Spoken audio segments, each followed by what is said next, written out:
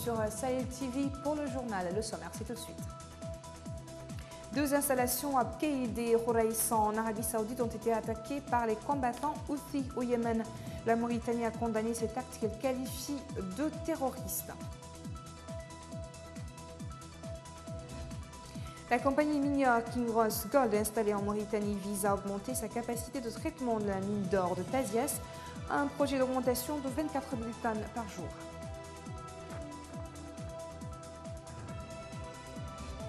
Élection présidentielle en Tunisie, le candidat indépendant Saïd Reiss et le président du parti Qalb Tounes en Mauritanie, en prison plutôt, Nabil Raoui, s'affronteront au 2e tour de l'élection présidentielle anticipée. Voilà pour les titres, merci de vous joindre à nous. La Mauritanie a condamné l'attaque terroriste menée contre les 2 installations d'Abqaïd et de Khouraïs en Arabie Saoudite par les combattants Houthis au Yémen. Dans un communiqué, le ministère des Affaires étrangères a affirmé son appui entier au Royaume dans tout ce qui est de nature à garantir son droit légitime à défendre sa sécurité et l'intégrité de son territoire. Le gouvernement mauritanien affirme sa solidarité entière avec le Royaume d'Arabie Saoudite et condamne cette agression qui vise la sécurité et la stabilité du Royaume ainsi que les approvisionnements mondiaux en énergie. La compagnie minière Kinross Gold a publié dimanche les résultats de l'étude de faisabilité d'un projet visant à augmenter à 24 000 tonnes par jour la capacité de traitement de sa mine d'or Tazias en Mauritanie. L'étude a montré qu'il faudra 150 millions US de capital pour réaliser le projet qui permettra d'améliorer la production et réduire les coûts opérationnels. Selon les détails fournis par la société, la production annuelle moyenne de la mine devrait dépasser les 500 000 onces. Le projet, dont le démarrage est prévu pour 2021, devrait permettre d'étendre la durée de vie de Tazias de 4 ans, soit jusqu'en 2033. Entre 2020 et 2033, la mine produira environ 6,2 millions d'onces. Cotée à la bourse de Toronto, Kinross Gold est une compagnie minière canadienne possédant des mines et projets de mines entre la Mauritanie aux États-Unis, outre la Mauritanie, les États-Unis, au Brésil, en Russie, au Chili et au Ghana. Le prix du poisson destiné à la consommation en Mauritanie est monté en flèche. Ces derniers jours, la hausse du prix du poisson est due à la chute des quantités pêchées de poissons mises sur le marché. Dans les différents points de vente, l'activité semble tourner au ralenti. Un reportage signé Hamaoula Jagana.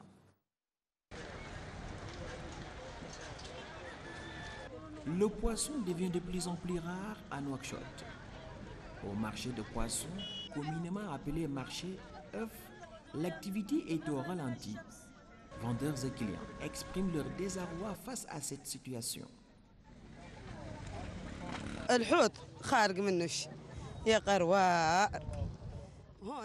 Le poisson, il en existe un peu, mais très cher car ça nous vient de Nouadhibou. Un sac de yaïboy coûte 11 000 oubiya et c'est trop cher pour nous. Depuis le départ des pêcheurs, le poisson se fait rare. Parfois on en trouve, parfois ça manque. Le poisson est une denrée très prisée par les Mauritaniens.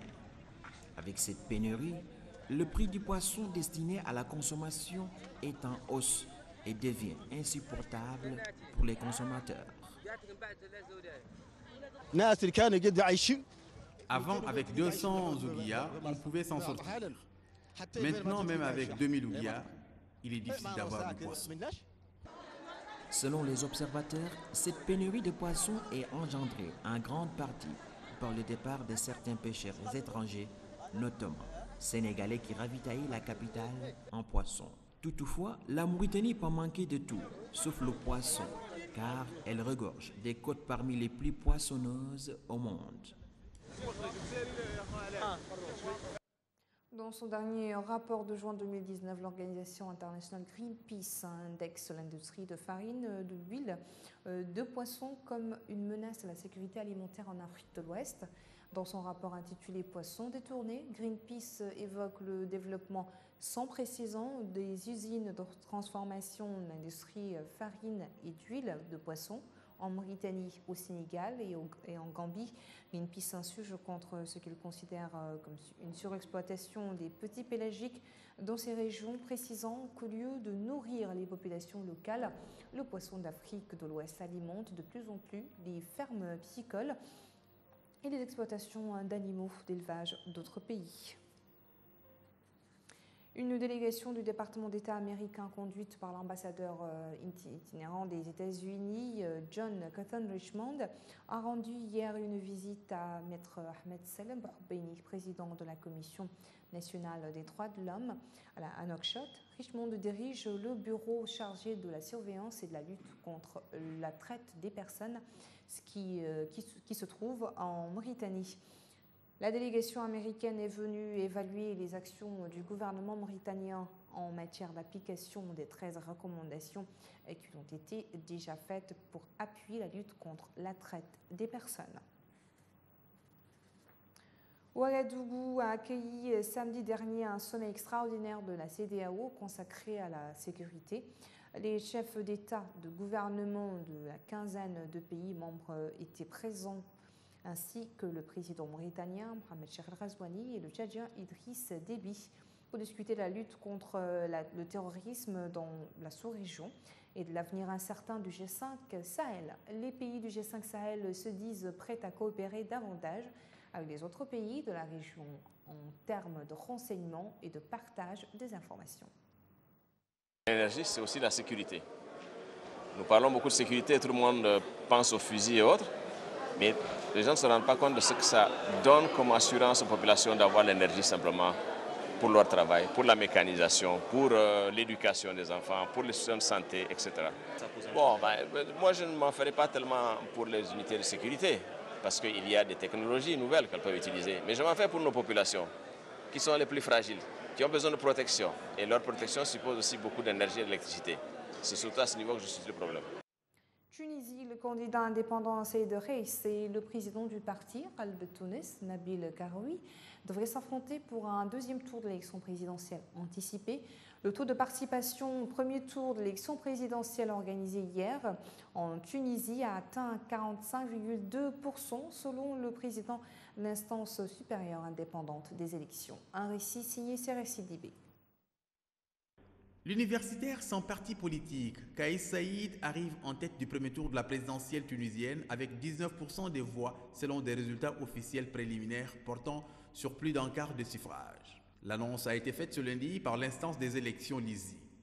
Selon ces résultats, Saïd dévance l'homme d'affaires en prison Nabil Haraoui, crédité de 14,9% des voix selon ce décompte partiel au coude à coude avec le candidat du parti d'inspiration islamiste Ennahda, Abdel Mourou, 13,1% des voix. Ces résultats vont dans le même sens que les chiffres annoncés dimanche soir par deux instituts de sondage privés tunisiens qui plaçaient Saïd en tête devant Haraoui. Toutefois, ces sondages mettaient Mourou en troisième position avec un plus grand écart. 7 millions d'électeurs étaient appelés dimanche à départager 26 candidats pour le premier tour de ce scrutin qui s'est déroulé sur fond de graves crises économiques et sociales et dans un contexte de rejet des élites politiques traditionnelles. Le taux de participation a été de 45,02% selon des chiffres encore provisoires de l'ISI, un taux faible au regard des 64% enregistrés lors du premier tour de la présidentielle de 2014.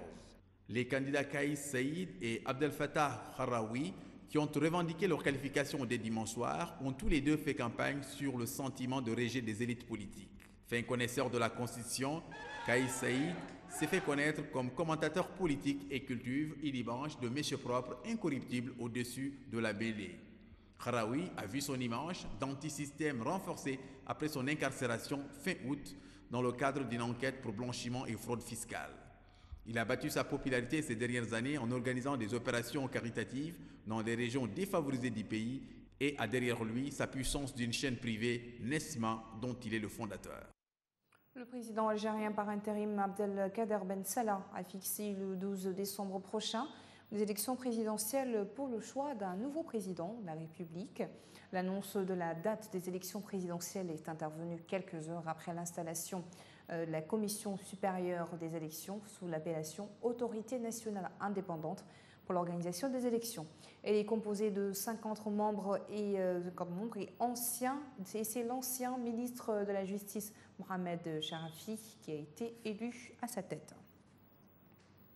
L'Organisation pour la coopération islamique aussi a condamné lors d'une réunion extraordinaire dimanche les déclarations du Premier ministre israélien, Benjamin Netanyahou, relatives à l'annexion de nouveaux territoires de la Cisjordanie.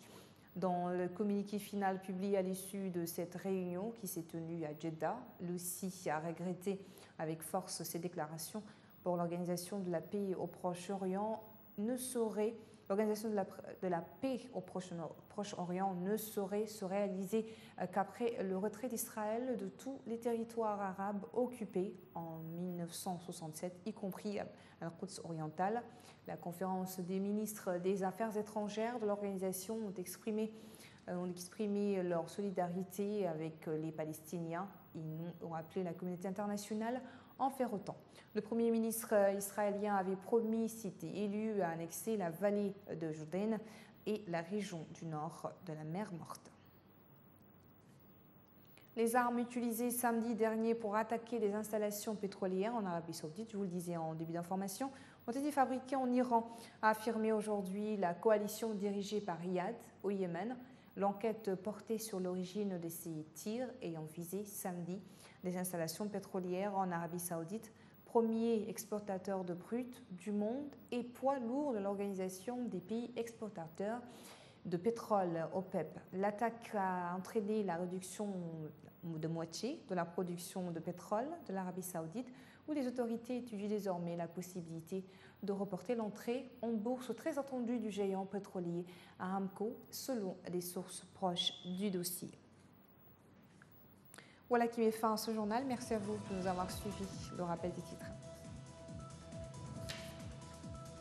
Deux installations au pays des Houreys en Arabie Saoudite ont été attaquées par les combattants Houthis au Yémen.